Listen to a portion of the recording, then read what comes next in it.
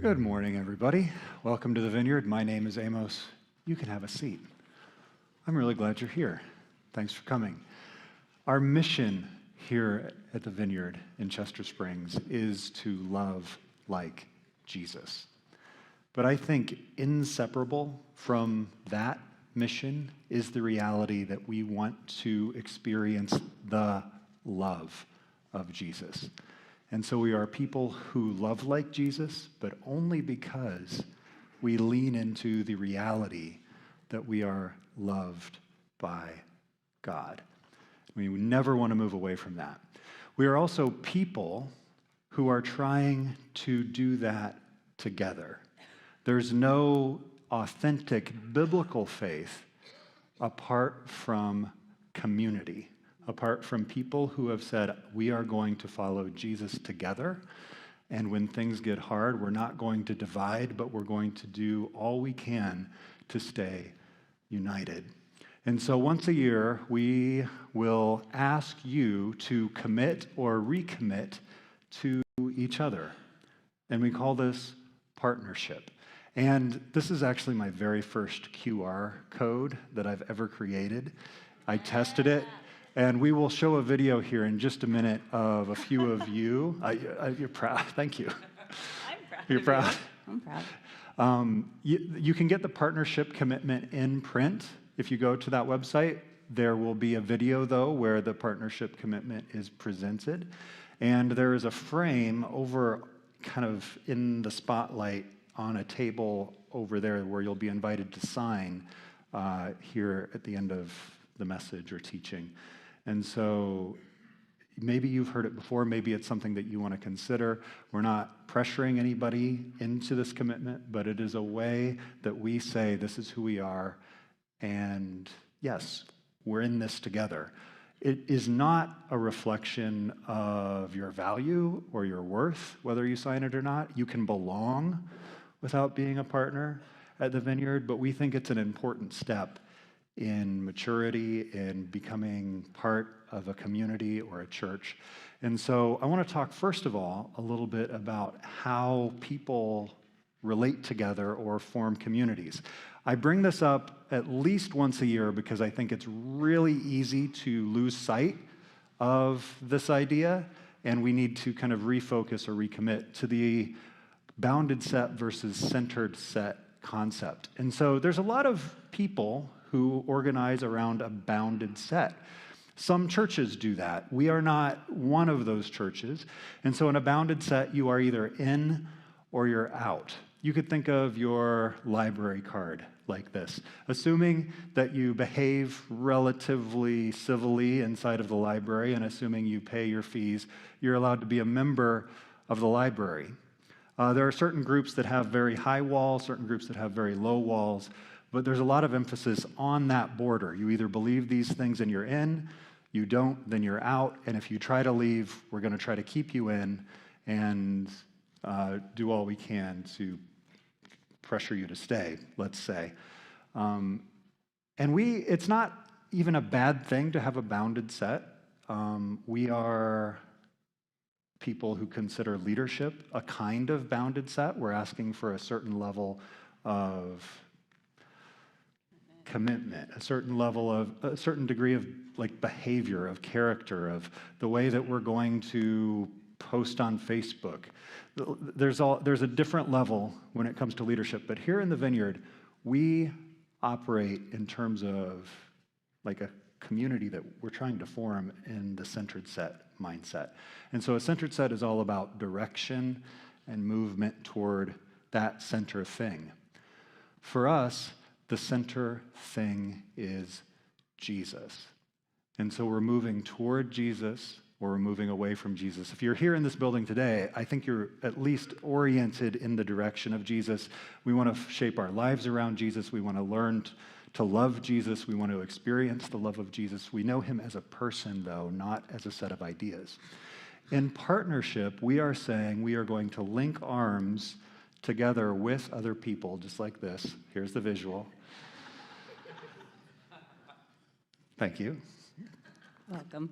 To say, we're going to do this with each other. And it's not going to be on a whim, and we're not going to, get in a fight and simply divide. We're going to do our best, show each other grace, and continue. And so we do this once a year because, again, it's easy to forget. If you've never signed it before, it's an opportunity to become a partner. We're not asking for the rest of your life. We're just asking you to give a trustworthy, honest yes today, as if you're there, if you're in that place. And so I think I'm ready to show the partnership video, unless there's something you want to add. Well, I'm really struck by looking at, I've seen this a lot, but the centered set looks super messy and disorganized. Does anyone else think that when they look at that? It's kind of, yes, yeah, a little bit. Like, oh man, everybody's going a different direction. I don't know if that does that to anybody else's soul a little bit, but it strikes me that, this is a lot neater over here. It's a little more controlled.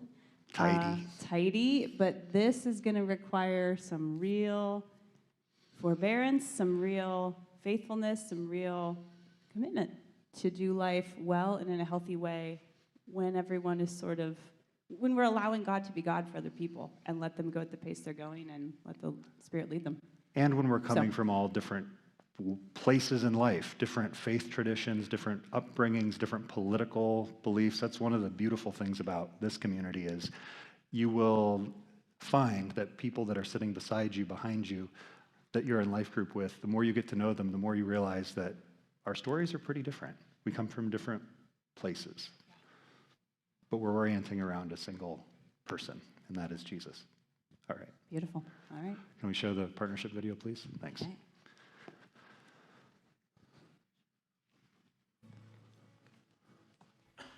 I am committed to our mission to love like Jesus.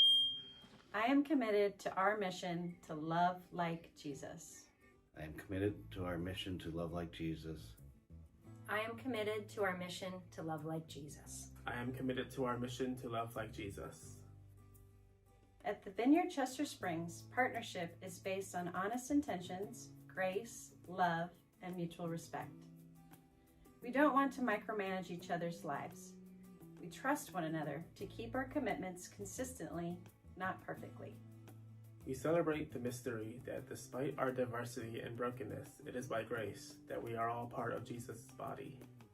I am committed to love God. We believe commitment to a local church is an important step in your spiritual journey. It's our way of saying, this is who we are, and your opportunity to say, yes, I'm in. I am committed to love God. I am committed to love God. I am committed to love God. I trust Jesus to be the Lord of my life. This means I give up control and instead follow His Spirit and His desires for every aspect of my being. I will participate regularly in weekend services to cultivate my spiritual health through hearing, reading God's Word, worship, prayer, and relationships. I am committed to developing a lifestyle characterized by financial generosity. I will faithfully give to my church. I will prayerfully seek God's guidance about giving a percentage of income and give sacrificially whenever God stirs me to give to additional needs or opportunities. I will find a place to serve at the Vineyard in a group or on a Sunday. When I need help finding my place on the team, I will take initiative. I am committed to love people. I am committed to love people. I am committed to love people. I am committed to love people. I am committed to love people. I will engage in authentic relationships, both during and beyond Sunday service. I will let others into my life and in turn help carry their burdens. I will seriously consider joining a life group. I will help create a culture of radical welcome by choosing to withhold judgment and assumptions about people's behavior and motivation. I will make the first move to pursue reconciliation when the relationships break down. I will think the best of others and offer forgiveness to those who hurt or betray me. I will embrace the pain of loving people over the temptation to withdraw or express my feelings in passive-aggressive ways, like gossip and slander, even if it involves the Vineyard's leadership. I will intentionally invest in friendships with people who are not connected to a church. With those who are not yet following Jesus, I will show integrity, not hiding who I am or what God is doing in my life. I am committed to love myself. I am committed to love myself. I am committed to love myself. I am committed to love myself. I am committed to love myself. I will base my identity in God's unconditional love for me, not on my performance or ability to earn His favor. I will grow in self-awareness by paying attention to my inner life so that it is shaped more and more by Jesus and His love. I'm committed to self-care as a way to value myself like God does. I will work towards setting healthy boundaries in my life and take seriously the command to rest or Sabbath each week. I will journey toward becoming whole in my mind, body, and emotions. Rather than make excuses for my shortcomings, I will be honest about my flaws, hang-ups, and brokenness and invite Jesus into them.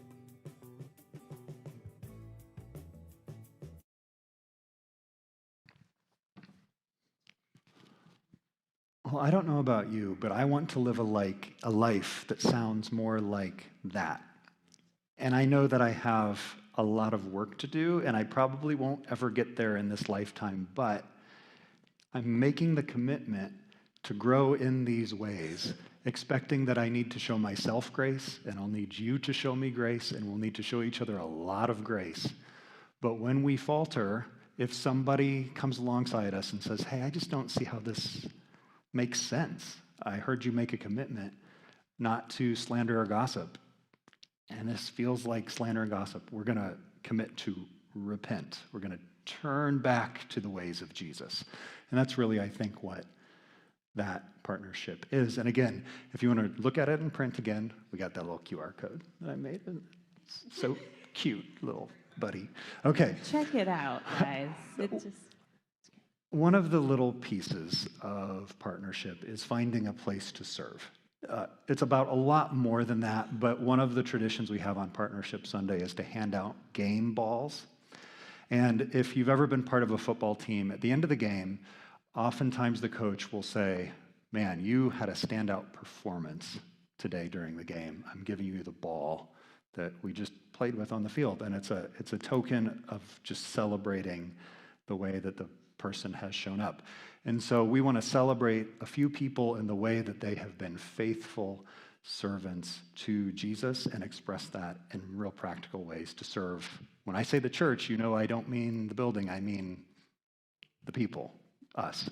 They're serving us so faithfully. And so the first game ball that I want to hand out is to Al and Kay.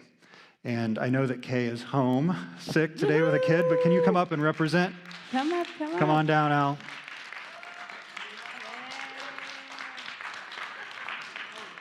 I just don't know that I have the accuracy if I'm throwing across the room. But you guys serve so faithfully, consistently, and with such great attitudes back in the kids' wing. Those are precious little people, and you've been doing it for as long as I can remember. So thank you, Al. Thank you, Kay. There's very few things that have greater impact than investing in young people, presenting faith to them, but more than that, just presenting who you are as Jesus has done work inside of you. So thank you. Let's give him another hand of it. Thank you, Al. Al is always smiling. You guys notice that? And you have a great smile, and it just, I don't know, I just like being around you, Al. So thanks for spreading love and light with your life. It matters. Okay. It's my turn? Yeah. Oh, yes. Okay. Here's your arm. I have to find, can you hold? Yep. Yeah. Mm-hmm. Don't rub them too much. Okay. There we go. I gotta find the one I need. That one. That one. Okay. Our next game ball goes to someone who may not be able to come up here, but we might try. Beth Duncan. Yay, come on down. Yay, Beth. Okay. I'll toss it to you. No, I'm just going to down here. There we go. All right. Awesome. Beth, we are so thrilled to give this ball to you. Beth has served very, very faithfully, oftentimes behind the scenes, but she is someone, if we are in a pinch, she shows up. I mean, last minute, it happened this morning. We needed some help, and she's like, I'm there, I got it. So I just thought that was so fitting for on a day where you came in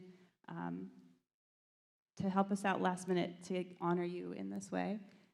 So Beth has been on projection team. She runs our slides back there. She has served on brew crew. She's been in different places all over the church over the years. But we just love you. We thank you for continuing to say yes, even when it's hard, and just celebrate you. So way to go.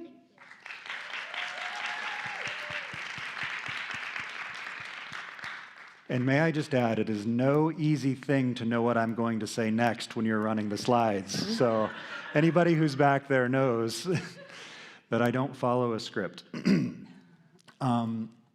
These last two game balls are actually for people who are not in the room. And the first two we are not going to feel sorry for because they are in Florida. Wah, wah. But we will have an opportunity to present, I hope, it to them in person at a later date. Maybe publicly, maybe not. It just all depends on how it all times out. But Chris and Leslie Jones. Woo! Give them a round of applause, and they're not here. We love them so much. And Chris, of course, has so much to do with sound and tech, and he's in the building all the time at random times. At weird hours, when yes. people check in that kitchen door, I see, and I'm like, what is Chris doing in the building? It's very late at night. But beyond that, the floor in the lobby and cafe, they put in dozens of So many hours, days and days and days of naming each individual plank. Not each It's true. type of plank. Well, each pattern. How And many were there? Like 16 different I'm not kinds? sure. I don't They all even had remember. weird names. It was But there are other people involved in that project, but I mean, nobody gave as much time as those two. So I want to recognize that. yes. And then the second person who's not in the room, you can feel a little bit sorry for because she is home with a sick kid. It's that time of year. But Becky Peach. All right, give Becky a round of applause.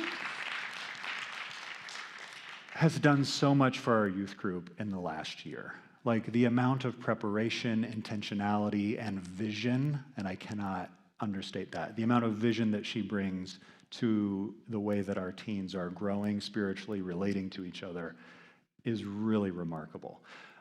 Not to mention the stuff that she does outside of the group to invest in individuals relationally, to do art with them, to do music jams during potlucks, and go on like overnight winter retreats or lock-ins. And she has such a great attitude about that. She loves our teens. And so I look forward to giving this to her as well next time we see her. So Awesome. appreciate you guys. Again, love our church, see all the ways so many of you are serving behind the scenes, so many of us, so thank you. To go back to the centered set, bounded set idea, I want to just focus in on the center for a moment, and I'm going to ask you to stand as I read a little bit of scripture. So would you stand? We stand because we trust the words of the Bible, and we want to honor the one who is pursuing us in love through them. But I want to draw your attention to this image. This is the place where the vine and branch come together. And our focus, what we are trying to build here, is people who know God, who experience the love of God, and whose life is drawn from that reality. And so I'm not going to ask you to open your Bibles. I might ask you to either look at the picture as I read or close your eyes to let these words wash over you. These are the words of Jesus. He says, "Yes, I am the vine, and you are the branches. Those who remain in me and I in them will produce much fruit. For apart from me, you can do nothing." Jumping down to verse 9, "I have loved you even as the Father has loved me. Remain in my love."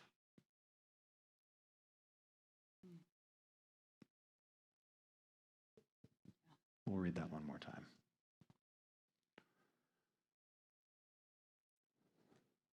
I am the true grapevine, and my Father is the gardener.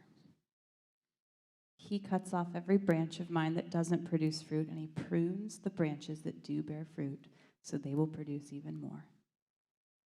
You have already been pruned and purified by the message I have given you. Remain in me, and I will remain in you. For a branch cannot produce fruit if it is severed from the vine, and you cannot be fruitful unless you remain in me. Yes, I am the vine, you are the branches. Those who remain in me and I in them will produce much fruit. For apart from me, you can do nothing. Anyone who does not remain in me is thrown away like a useless branch and withers. Such branches are gathered into a pile to be burned. But if you remain in me and my words remain in you, you may ask for anything you want, and it will be granted. When you produce much fruit, you are my true disciples. This brings great glory to my Father. I have loved you even as a Father has loved me, so remain in my love. When you obey my commandments, you remain in my love, just as I obey my Father's commandments and remain in his love. I have told you these things so that you may be filled with my joy. Yes, your joy will overflow. This is my commandment. Love each other in the same way I have loved you. There is no greater love than to lay down one's life for one's friends. You are my friends if you do what I command. I no longer call you slaves because a master doesn't confide in his slaves. Now you are my friends since I have told you everything the Father has told me. You didn't choose me, I chose you. I appointed you to go and produce lasting fruit so that the Father will give you whatever you ask for using my name. This is my command. Love each other. Amen. You can have a seat. You were going to say something,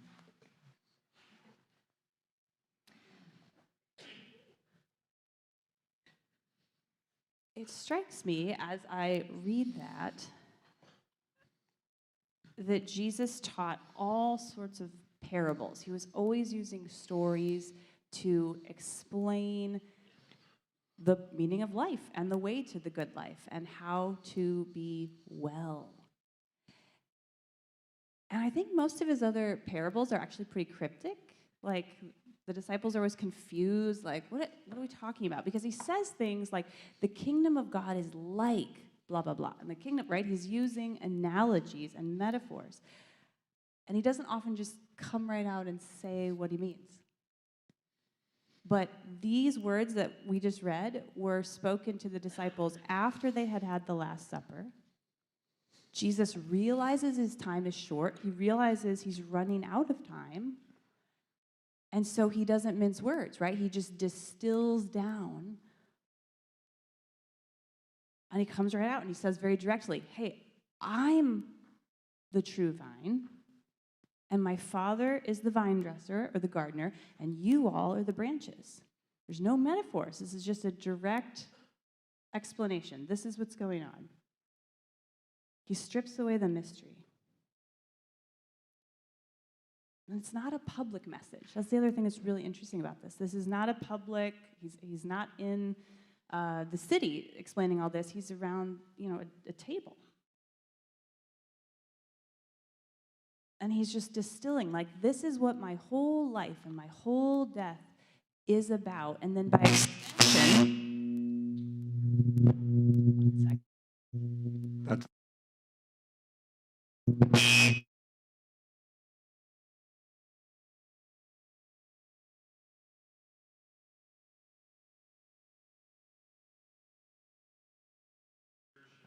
okay. We're back. on. I do not. Oh, I do. I do have this. Okay. Whew. Everybody okay? Everybody ears okay? Okay. We're going to take a deep breath for a second.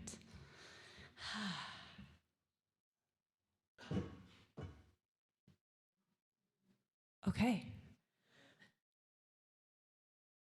So Jesus says, this is my last shot to explain to you what's going on, and I'm going to use this image of the vine. And he says, you heard, as we read that over and over so many times, remain in me, and that gets translated abide and continue, like suffer in a way, like stay still. And then he talks about fruit. So there's the remaining and there's the fruit. He says fruit so many times in that passage. And here's the thing. The fruit is not the way that you get the good life with Jesus. It's not like you're earning to be in the family because you could bring God this like juicy apple or whatever, right? You don't come with your life and say like, here it is, Jesus, now can I be in? We're already in the family, right? We are actually quite literally in the vineyard. Like, okay, this is our name. This is our church name. We are the vineyard. We're already there. And he says, the reason that you produce fruit is because I want to leave in the world. Like, I'm going to die and go out of this world, and I want to leave the result and the essence and the goodness of my life still here on the earth, and I'm doing it through you.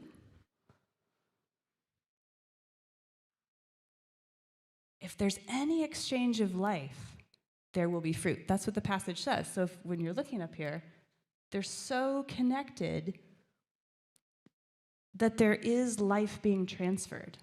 That's what this image is showing. There's no way that the branch doesn't grow because it is connected so intimately and so deeply to the vine. And so I guess I just want you to know that our partnership commitment is not a list of to-dos and to-don'ts. It's like not a scorecard. It's really not. Not saying who's in and who's out. It's really a way that we can best and most clearly outline the summary of what it means to have life and purpose in Jesus and in Christian community. That's what the statement is.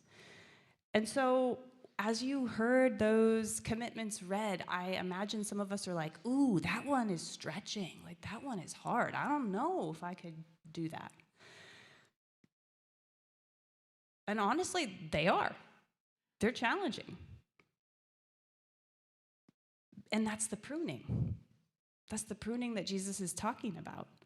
There are actually things that our lives will grow that are not the good life. They're not the way to be healthy and well. And they get in the way. And so Jesus says we have to deal with that. And so the statements there are to say, to the best that I can give my yes, I want the life that Jesus is offering me. And I want to say yes to that. And I want to have others around me to help me stay and remain. And I just love it. Jesus is saying, like, friends, please, please, please, please be known by the fruit that you produce. Like, the world is watching. They're desperate for hope. They're desperate for healing. This is not about having all the right answers, the right theology, the dogmatic kind of thing that we kind of carry around with us. It's like he's saying, I want people to know me because they look at you and see me. So, the fruit of the Spirit, I just love it. It goes out, it feeds other people. And so it's like he's basically saying, don't give people a dead branch, right? I want your life to be alive and vibrant and producing things and fragrant and amazing, and for people to say, like, I have received by being around that person. That's the purpose and the calling that we get to walk in when we follow Jesus together. It's not just about absorbing it. It actually goes out and it feeds people, right? And the other interesting thing is every piece of fruit has seeds. right? And I love this. It's reminding me, last week we were in 1 Peter, and there's a passage in there that talks about Jesus being the imperishable seed. And I think that's so neat because we were just reading in that book of the Bible. And I thought, yes, when we grow fruit in these ways that we've outlined, it is demonstrating that we have something that will not ever spoil and that will not ever fade and that will go on into eternity. So that's what we're offering. And those are my thoughts about it. So it makes me excited. I hope this is like a really exciting moment to say yes to good stuff. Yeah. Yeah. So the main thing, the first thing, is our love for God and his love for us in that place where we meet him. That is what we're organizing around. But if I could talk, I want to say one thing about how all those little arrows that are kind of pointing this way and that in community together are going to relate to each other, part of what we're asking. Because if you're in relationship with people who are not like you, who you're opening up your life to, it is not a matter of if, it is a matter of when you will have conflict. It is not a matter of if you will be hurt, it's a matter of when you will be hurt. There will be a moment where you feel betrayed or misunderstood by someone in this room, and then we have a choice. The default thing for most of us humans is to do to the other person what Costco did to our friend here. Some of you remember our buddy, this is Chicken Steve. He's been away for a few years, but we brought him back. Do you know what Costco did to Chicken Steve? They put him on a pole and roasted him. They turned him until he got a little bit crispy. And our tendency can be to do this to other people. When we're hurt or when we disagree, to turn that person on a stick in our heads over and over and over until they don't seem very human anymore. They seem villainous. And we've cooked them. And Jesus actually has something to say about that. He calls us to a different way of thinking about other people. And I think if we've gone to this place, even if we've been hurt or offended by someone else, now we're in the wrong. Now we're living in sin. We've gotten off the mark. We've lost focus of Jesus and the ways of Jesus. And so let me read just a few little blurbs from Jesus. I think both are in the book of Matthew. First comes from Matthew 5. If you are offering your gift at the altar and there remember that your brother or sister has something against you, leave your gift there in front of the altar. First go and be reconciled to them, and then come and offer your gift. So in this context, or in this passage, who is in the wrong? Who is supposed to make the first move? Who is in the wrong? Next slide, please. If you are in the wrong, make the first move. This isn't easy. Jesus has something else to say about it, though, and this is Matthew 18, I think. If your brother or sister sins against you, go and point out their fault, just between the two of you. If they listen to you, you have won them over. In this, who is in the wrong? The other person. The other person. So if the other person is in the wrong, who makes the first move? You make the first move.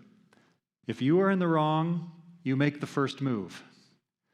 If the other person is in the wrong, you make the first move. That's why in our commitment, in an expansion, in an explanation of how we love people, we say, make the first move. I think I have a slide that says that. I will make the first move to pursue reconciliation when relationships break down. I will think the best of others and offer forgiveness to those who hurt or betray me. That, not this. Anything you want to add? Don't add too much. We're running short on time. I'm not going to add too much. Yeah, everybody should be moving. That's what that says to me. And this is actually, I think this fits in really well with our series on trust. There's one more second session where we're going to hear a little bit more from Dr. Cloud. But I know many of you have read the book and been applying it in different ways. Let's add what he says to this, just from his wisdom and his background in boundaries and psychology. And so this is a crossover episode where we're doing Partnership Sunday and finishing the trust series. He says, forgiveness feels so impossible at times, so unfair and even wrong.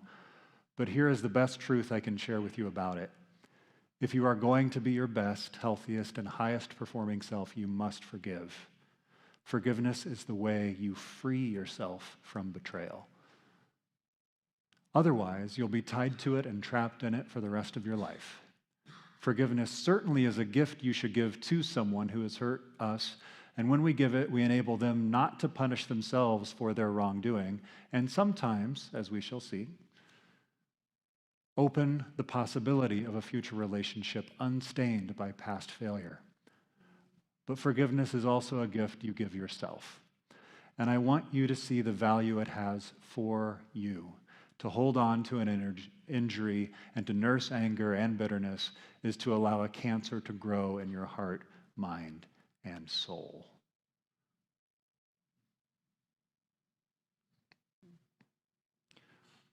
So if you roast somebody, they might start to look like this in your mind, but you're going to start to look like this too. Your heart is going to start to cook. And if you keep letting it cook, it's going to get overdone. And to forgive does not mean that you openly trust the person or even re-engage in the same type of relationship. That's been one of the conversations of second session, and that'll continue on into today. It's important that we do things to become more trustworthy and repair and earn back trust. But we do it because the love of Jesus compels us. It's because he models it for us, he commands it of us, and he calls us together in unity to stay connected to him, but also stay committed to each other. And so we're going to create a little bit of space here. There are, first of all, green sheets that you perhaps sat on. If you did, check under there. There's a front and a back. They're green sheets. I would love every adult to have one of these. Those do not look green to me. What color would you say they are? They are? Okay, they're light green. Sage. That's Mint? Yellow green. Yes. Thank you, Lydia. Okay, got it. So if you haven't already, take a second to pause and reflect, first of all, about how you're connected. We are taking this to kind of just measure the health of our community, the health of our church. It's worth doing some self-reflection too and recognize, how am I connected or how am I connecting? This is about recording the present. If there are things that you want to get yourself connected to, I think everything in that will come to you in the form of the Vineyard Weekly, which now is an email and a text. And if you're not getting it, please let us know that. But there's also a little question at the bottom to kind of draw you in a little deeper. On the other side, the serve side, that's about the future. That's saying, I want to be involved in such and such. I'm looking for a place to serve or another place to serve. And there's ways that we will connect you to that. So please fill out the serve side as well. If you've already filled it out, once you've filled it out, there's a little black basket over there on that table. It's the size of a sheet of paper. You can drop that off and sign the partnership frame. We're going to do communion later. I'm going to put on a song so that you have some time to fill out the sheet and then go sign the partnership commitment if you're going to do that. And then we'll go into worship and communion from there. So can we cue up that transition to worship song? Thank you, everybody. Love you guys.